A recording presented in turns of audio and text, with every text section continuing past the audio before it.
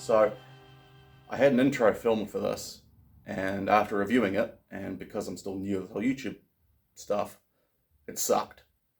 A bit too wooden, a bit too stiff, and a bit too not me. So here I am re-recording it. The first thing I didn't clarify in my original recording, and I'm going to do it now, is that at no point am I advocating sporterizing a military rifle. I'm using, in this particular case, an unused sporterized M1917 receiver and parts that I've collected over the years. The reason why I'm using this is because I have it and I want to see exactly how far I can push it. This is going to take something that would have sat in a box and turn it back into a usable and used firearm. If you want to build something such as a replica Delisle, like this one in 44 Magnum, built on a number 4 receiver, or any other military-based action, you don't need to start out with one of these, all right? Yeah, a clean, minty number 4 SMLE, whatever it is. You don't need to start off with one of these. There are plenty of these out on the market.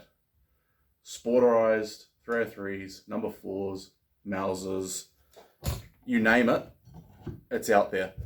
I have quite a few sporterized actions or just bare actions sitting around the shop. Quite a few from factory sporterized rifles, like these Parker Hales. You know, these came from Parker Hale with the wings clipped. Once you've clipped these wings, you cannot ever use it in a military rifle build. So they're only ever useful for a sporterized rifle. And that's okay. You know, there's nothing wrong with a receiver that's had its wings clipped. You know, it's still a perfectly strong receiver. It'll still clean up just as nicely as I'm about to show you. You know, you don't need to start off with a mint receiver that can be turned back into, or even a mint rifle that already is a clean military rifle example. These are getting increasingly rare and increasingly more expensive. You know, and I remember back in the day when, you know, these you could pick up for $100, $150, and you'd sporterize them all day long, just like you used to be able to do with Mosins. Now they're disappearing. Now you'll pay $700, $800 for something like this. You know, so just don't do it. All right, don't sporterize military guns. Right, now pull the camera in. I'll show you what we're doing with this. So what are we actually looking at here? Well, what we've got is a British P14 bolt, a American M1917 receiver, and a Finnish hammer forged barrel in 300 Winchester Magnum, intended for a ticker. Now, what we have to do here is make all these components work together. There's a few things we need to manufacture. This particular component here is a boss that goes on the side, supports the spring on the side of the receiver. And the originals are made a little bit shit. You know, they're rough, spat out in a hurry, and all they had to do was be a spacer. We're going to make a new one of those, and then make a new cross pin to hold the trigger in, and a support plate for the Kanja style trigger. All of these components were selected because they were what I had on hand. They were stuff that I was either able to get out of other rifles or I was able to pick up cheap. This Kanja trigger I've had kicking around for about 10 years, and it was actually given to me by someone who had no idea what it was for. He thought he bought it thinking it was for a Mauser.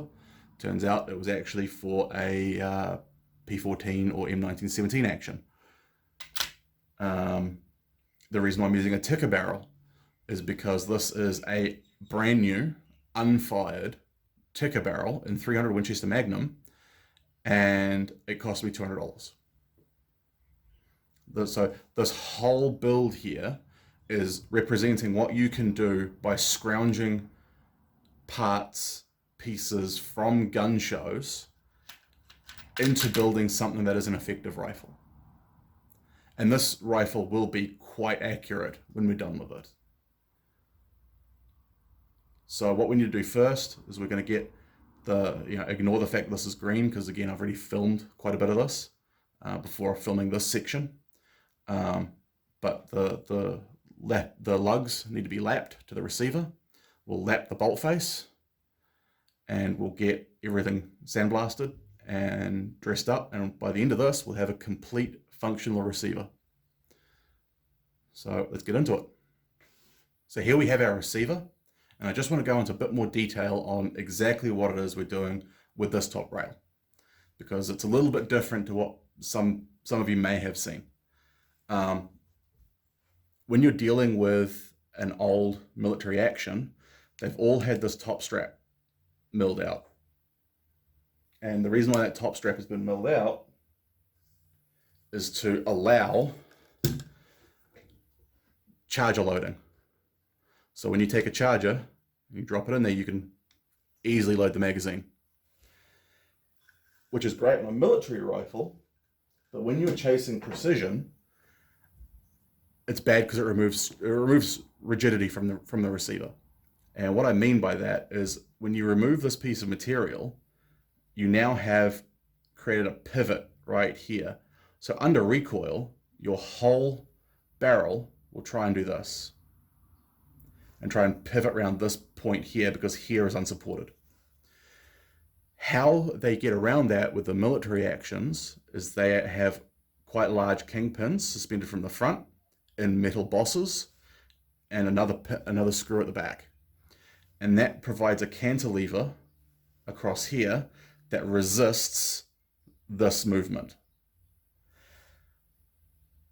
Because I want to put this in a chassis, and I want to make it a lightweight aluminium chassis, I can't rely on that system anymore, which means I need to put the strength back in the top here.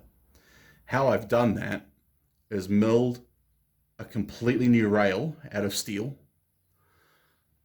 and it's been pinned at the back and pinned at the front.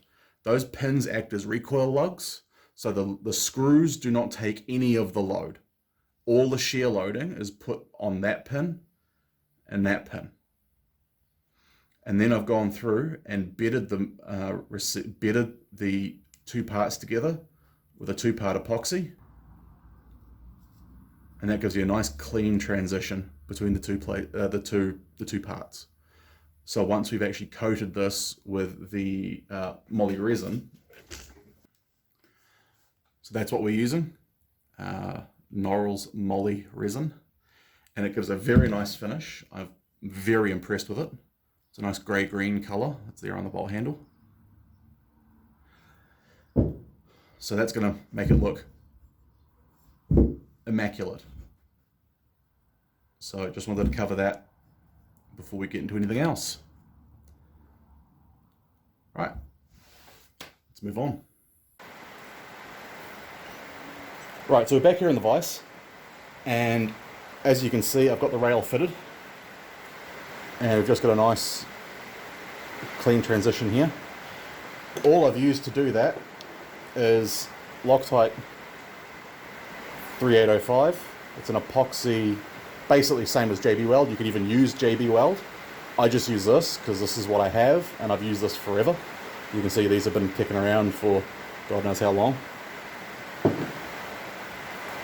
So now that's done, and we have the rail permanently fitted to the receiver, we next need to lap the lugs and the bolt faces. To do that, we need a tool. You don't need to use a specifically manufactured tool. You can bodge it together by putting, cutting a case down and putting a spring in it inside your chamber, whatever. In this particular instance, I have a tool. And this was made to suit this exact receiver and this exact bolt. So it will only work on 303 bolt faces and 1917 receivers. And what this allows, when you screw this in,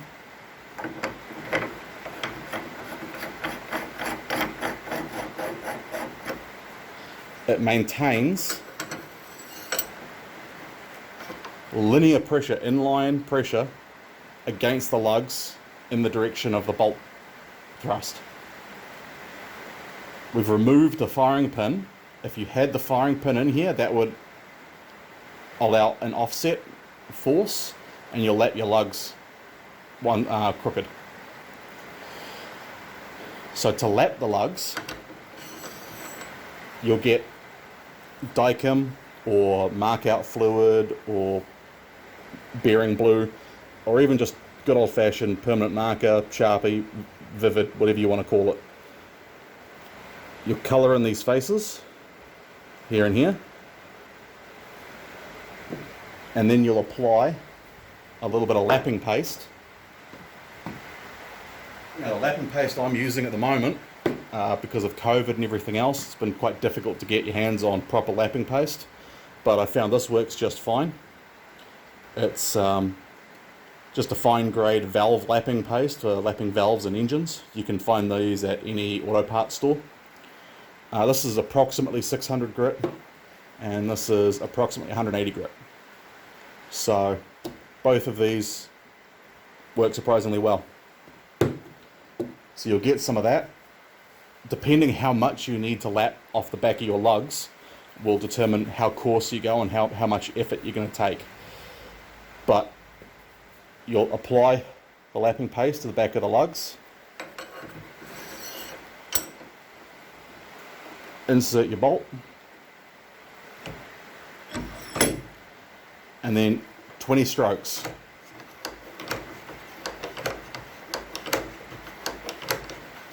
And they're full strokes.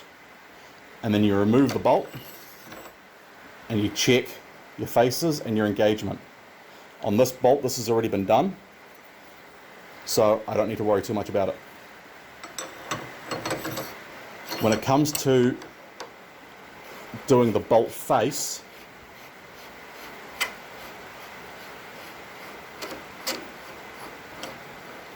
you'll apply your lapping compound. This is a tool that I made, and this head is solid tungsten carbide.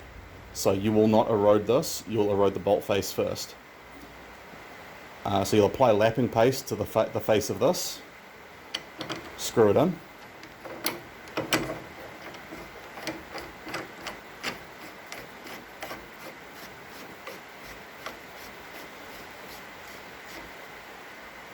and then you get your power drill on the end here and you'll spin it. And when you're done, you'll get a nice polished bolt face like that.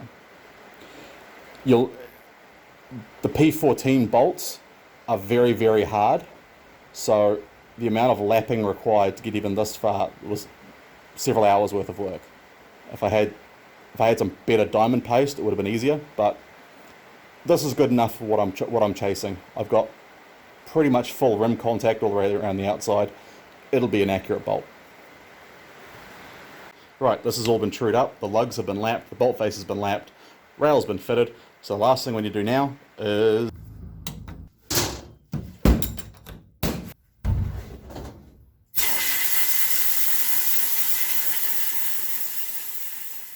okay, we've got everything out of the sandblaster and everything's there except for 3 components which we still need to make. And those are, we've got the boss that goes on the receiver here to replace this, and we need the trigger pin to hold the trigger in and a spacer for the trigger pin to cam against. So we'll head over to the lathe and we'll spin those up. So the first thing we're doing is the trigger pin. I've got a bit of 4140 round bar.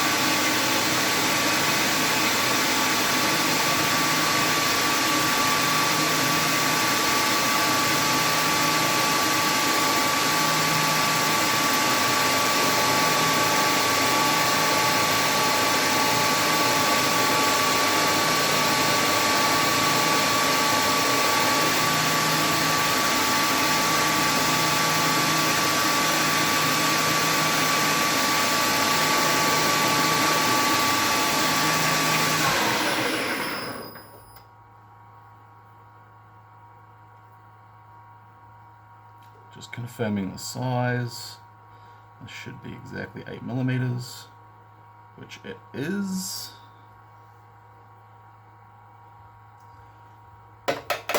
So our finished size is 7.9 or 7.95.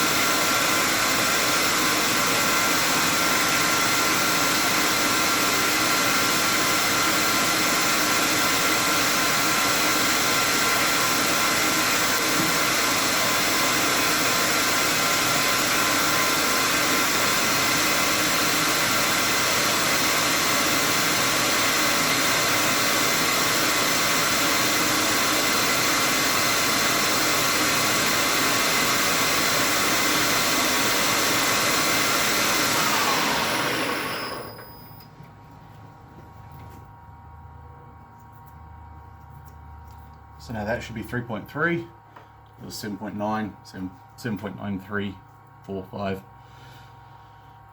diameter head on it.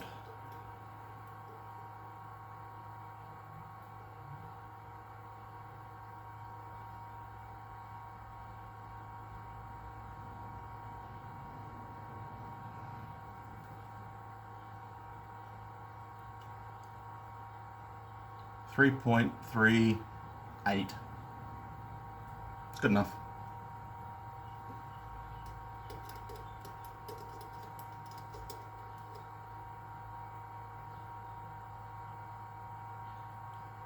And 79793.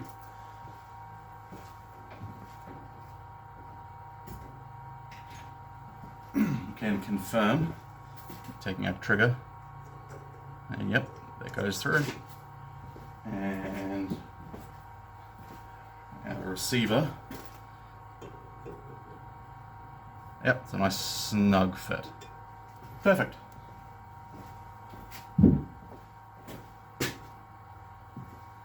So we'll swap to a parting tool.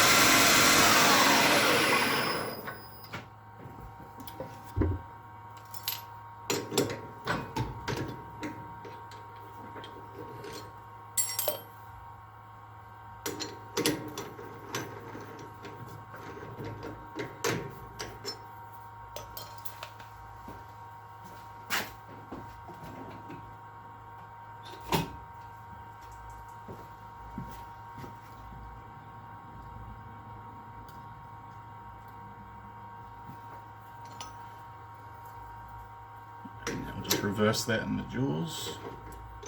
Face the other side off.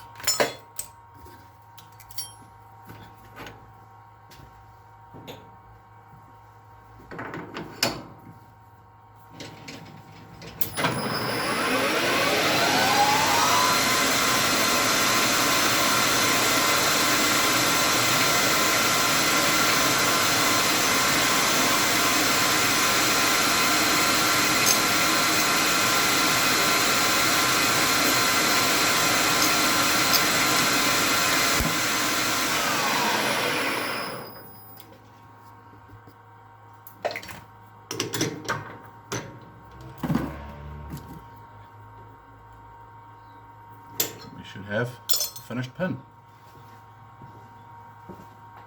Right, so we've made the pin. Next bit to make is the spacer that goes behind the bolt release spring. And I didn't have any material for it that was the right size, so just going to cannibalize a bolt. It's good enough steel for what it needs to do. It'll glue up nicely, and it's not like I was going to use it for anything else.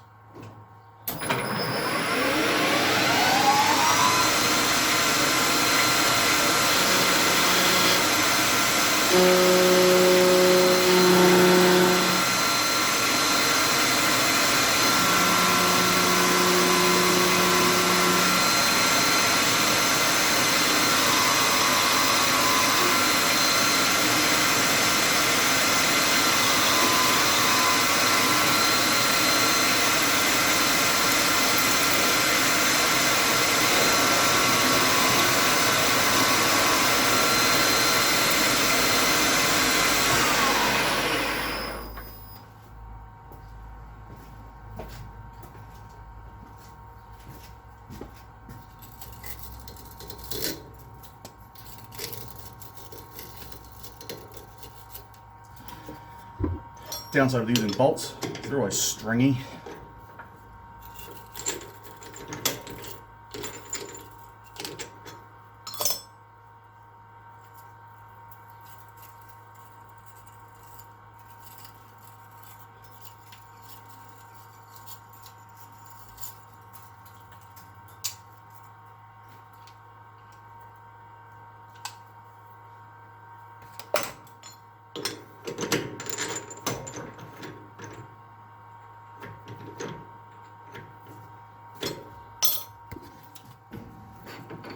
That's the head diameter down to the right size.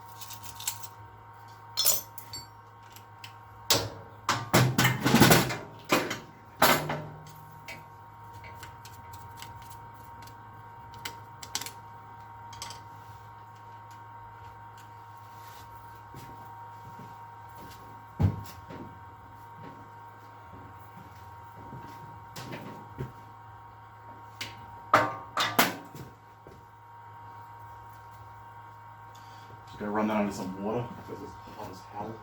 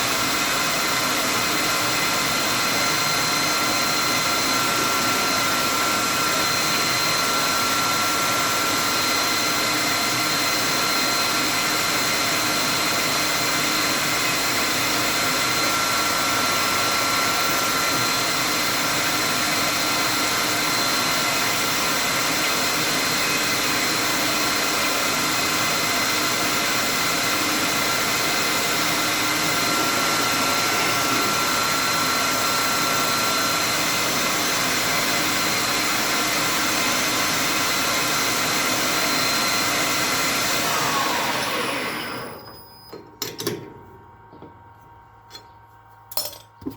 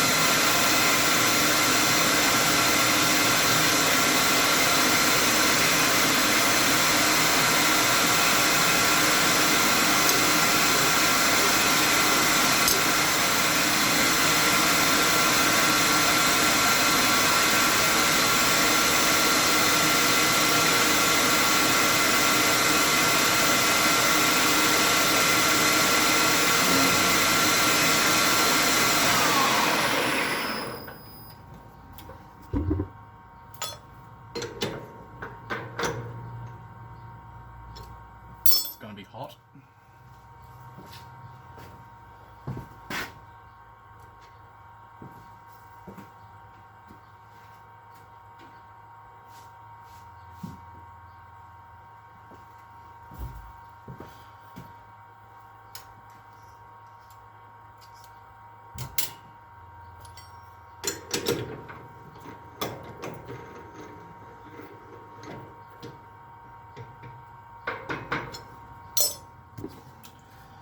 Now take the face down.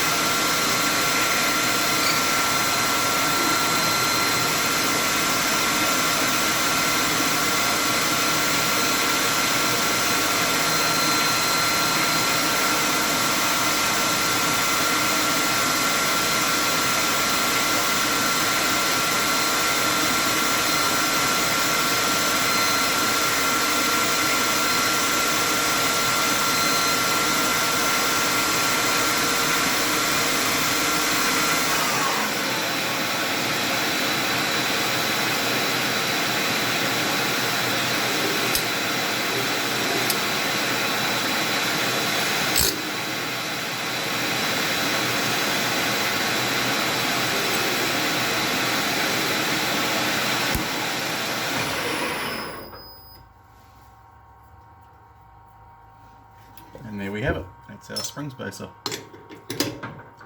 Still need to put the slot down the middle of it, but that's that. So the last thing on the lathe while we're here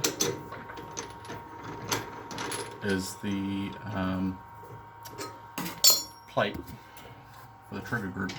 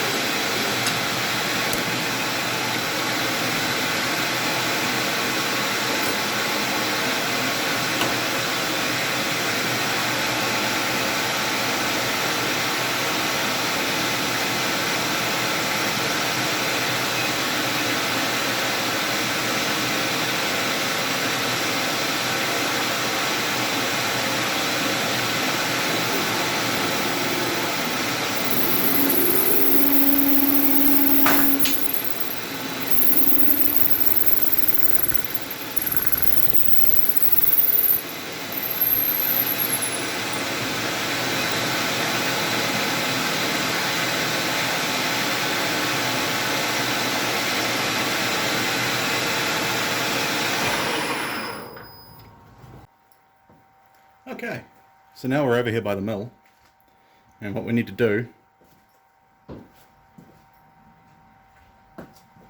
is put one of those slots into our new piece. And if you look carefully at the spring,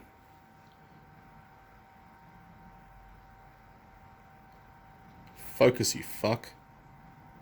There we go. There's a chamfer on the side of the spring. Come on.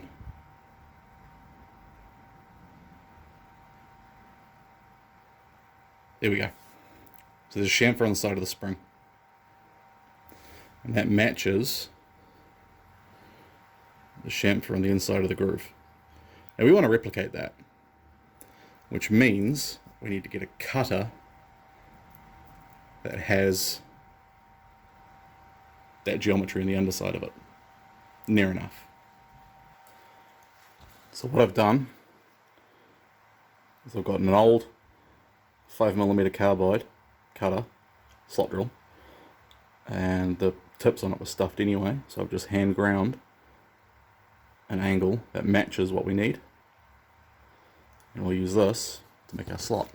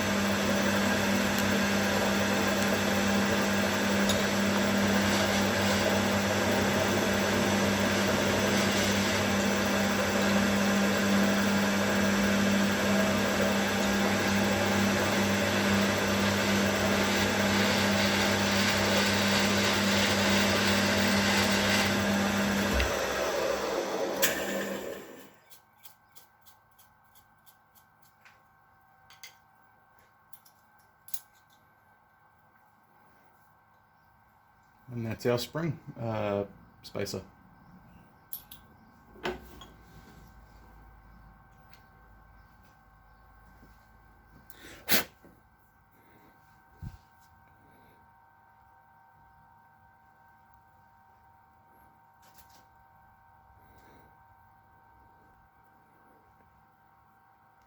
And there we have our spring spacer. Fit in there nicely. Sit nice and flush. And it'll look good. Right, so that's all the parts of our receiver ready to be coated.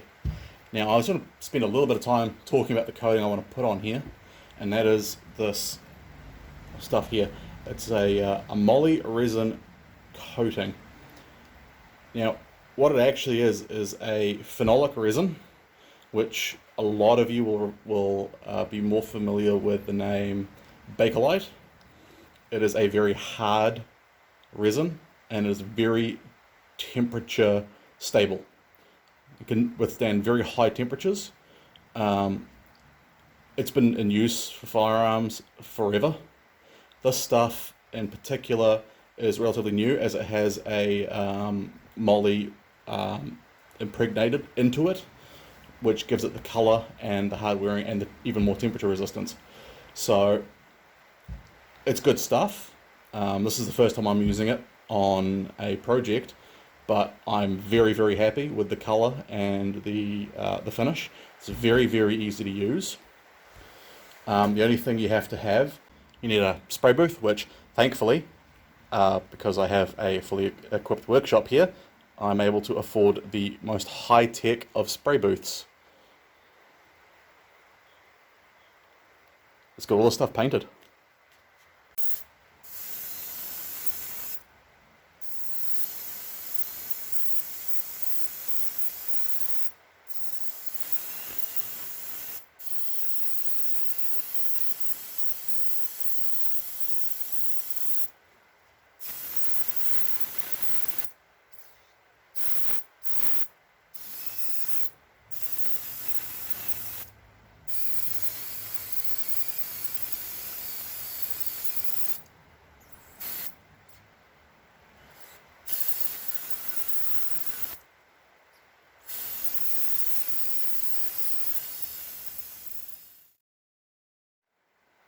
Okay, and we're back.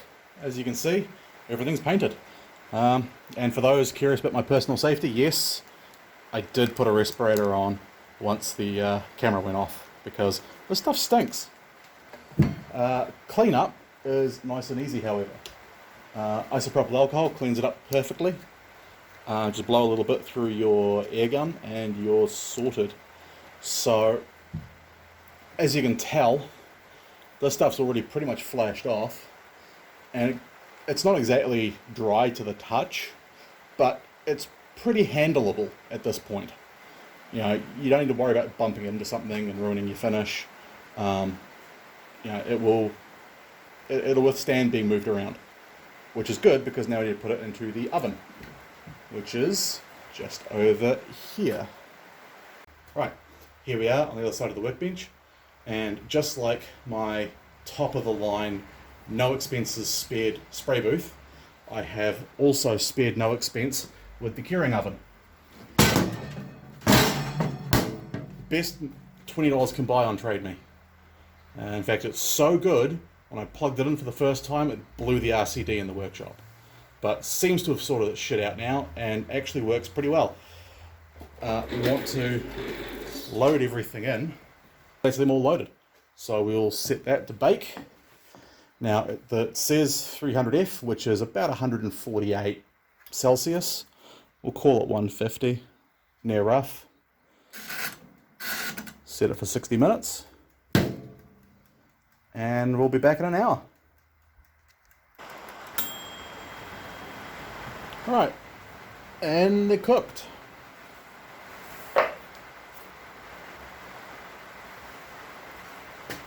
Just grab something to protect my hands from the heat, otherwise known as a rag.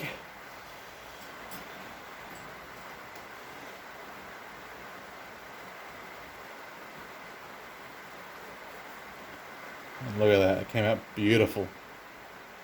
Absolutely beautiful. Right, here we are. All the parts out of the oven, everything's cured. The receiver's still a little bit on the warm side, but it's all ready to be put together. So we'll start with the bolt. And some of you may be wondering why I only did the bolt handle and not the bolt body. I wasn't 100% certain how well this resin would interact sliding against each other. So I left the bolt body bare, so it's bare steel against a resin finish. That way, at the very least, you've got the hard surface of the steel that's nice and slippery, especially with a bit of oil. I think I erred a bit on the side of caution. I'm fairly positive it would have been okay, but better safe than sorry. You know, I'll dig out an old unusable receiver at some point, coat both, and see how they look, and see how they function before I use it on a receiver I want to try and keep. Especially because I don't think removing this would be quite easy. But we'll get this assembled. So we'll start with our firing pin.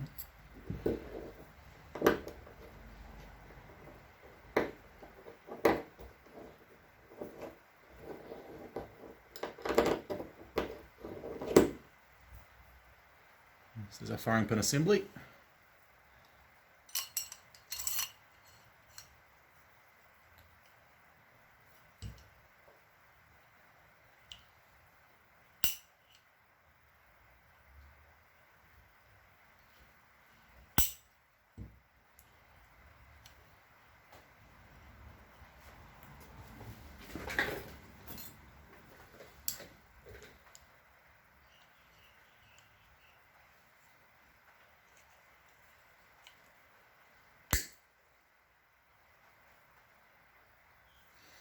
Judging by how well this stuff is holding up already, I'm fairly confident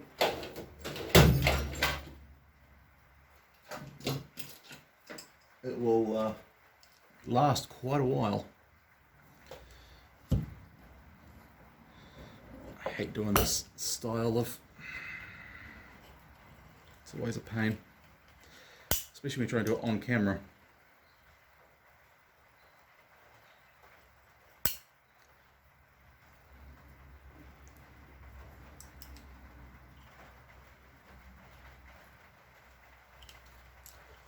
Right, that's the bolt assembled.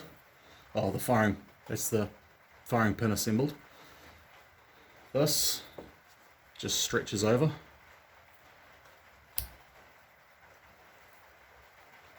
Like that. And I've put it on the wrong way around. As you see, it's got a radiused lugs here. That's to accept the extractor, so that's going to go off again.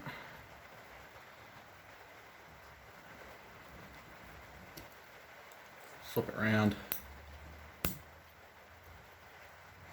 and now it's correct.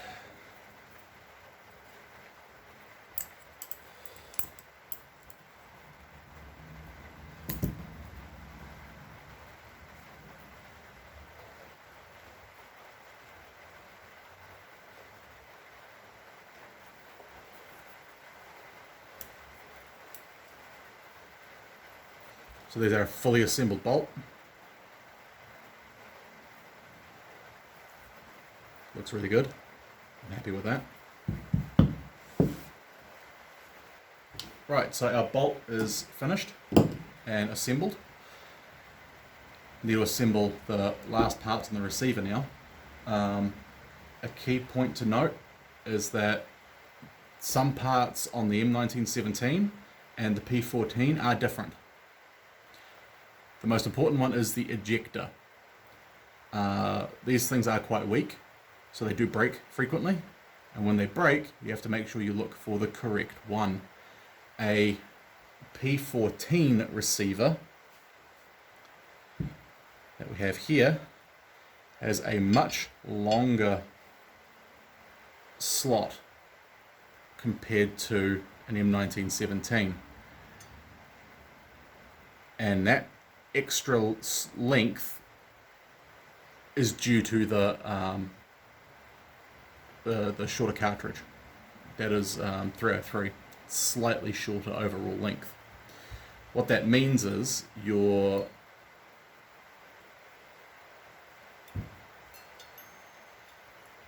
ejector fits fine in here. Works perfectly fine in here. It will not fit in a 1917. Okay. The lever is interchangeable. All the other parts are interchangeable. This part is not. So, because 1917s are not as common down here as they should be, I'm going to have to either find or make a new one of these. I will have to do some research into that first. But because I am converting this to 300 Winchester Magnum, this is not a big problem at this point in time, because I may have to custom make one to from the get-go. So, not a big deal. So for the moment, we can just assemble this without it. Normally, it would go in here. That locks in. That goes in there like that. The assembly goes together, and your cross pin goes in like that.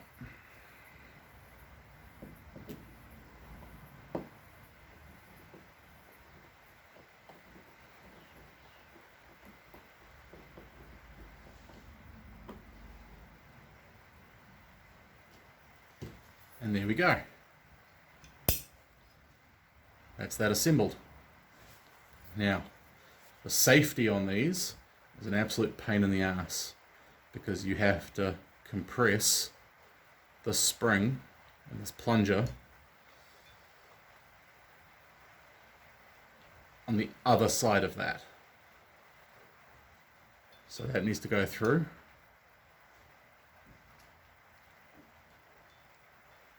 Like so. You need to compress that, and then put the spring, put the safety lever in. So we'll see if I can get this without making it spring across the room.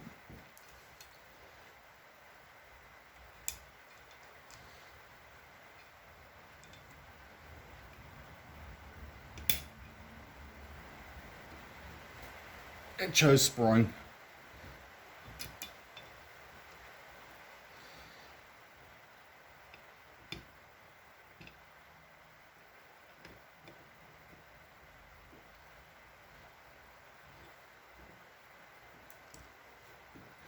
Right, now that we're here, no, not a chance. Just pull this away from the camera for a sec, see if I can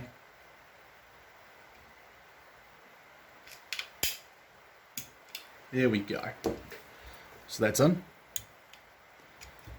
And you can see when you throw the safety on, it sticks out.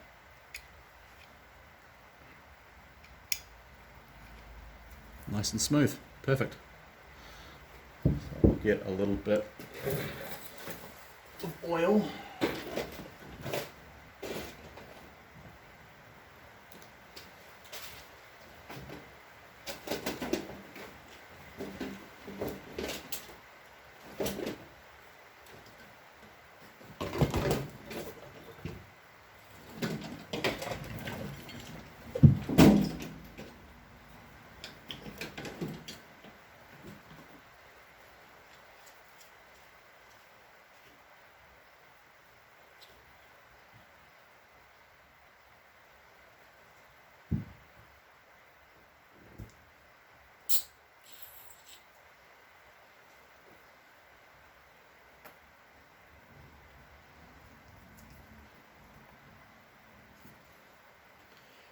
Good old Ballistol. Best stuff in the world. So we'll just get a little bit in the back here.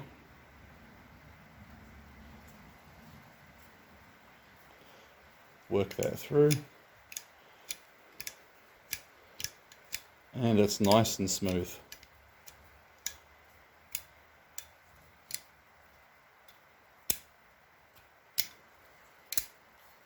Perfect.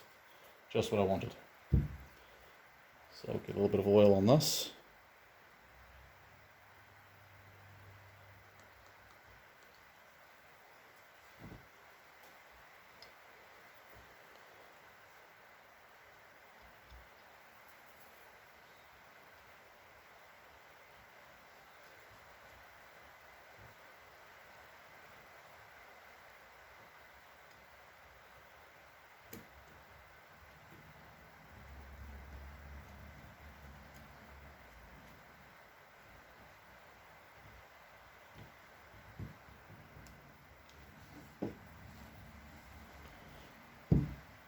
And there we have it. Last but not least, put a bit of blue on our trigger pad and trigger pin. So that goes in there. Nice tap fit.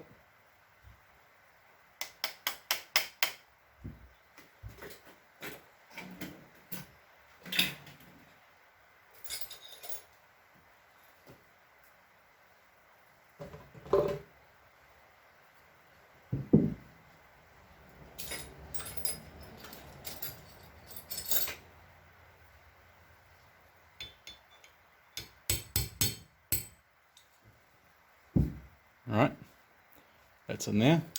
A little bit of oil just to protect it.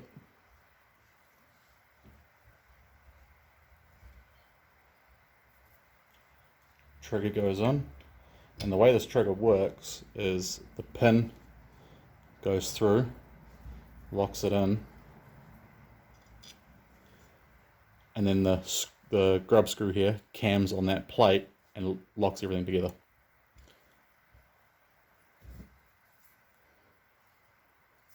So we'll just tap that in.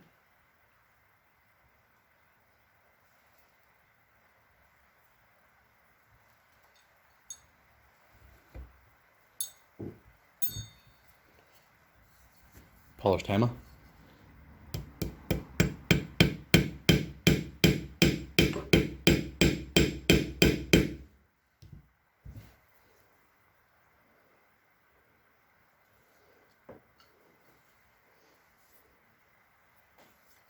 Not quite lined up.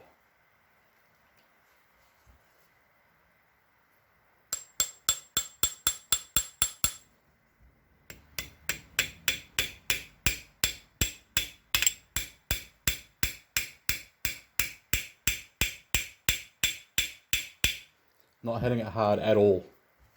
Just gentle taps with a polished hammer.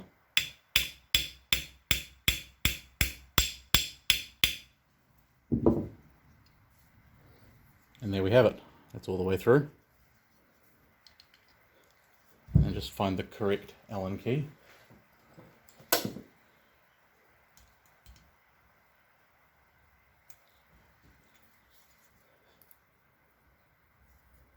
And lock it down. Now I'll get Ballistol and wipe the whole thing down. And there we have it. One finished M1917 receiver with a P14 bolt and sized up for 300 Winchester Magnum. As I said, I still need to sort the ejector out, and that will be in another video when towards the end of the build, when I'm sorting out ejection and extraction and making sure all that's functional. The next video, that's going to be after this one, will be on detailing how the hell I'm going to take a ticker barrel and fit it into a 1917 receiver, because that's going to be fun. You don't want to miss it. So I'm really happy with how that came out. It's going to be a really nice fun rifle, and it's going to be a nice accurate rifle too. If you've watched this video to the end, I genuinely appreciate it. I know my videoing skills aren't the greatest, but I'm working on it. If you have watched this far and you want to see more, you want to help, obviously being a firearms channel, the content is going to be demonetized or shadow banned because YouTube. So if you feel like you want to see more of this, there's a Patreon subscription down the Patreon link down in the links. Feel free, join up. There's a Discord. There's a whole bunch of guys up there already who I owe everything to. I would not be here right now. I would not have these machines. I would not have this workshop if it wasn't for those fellas backing me. So huge thank you to all of you. And hopefully we'll see more of this.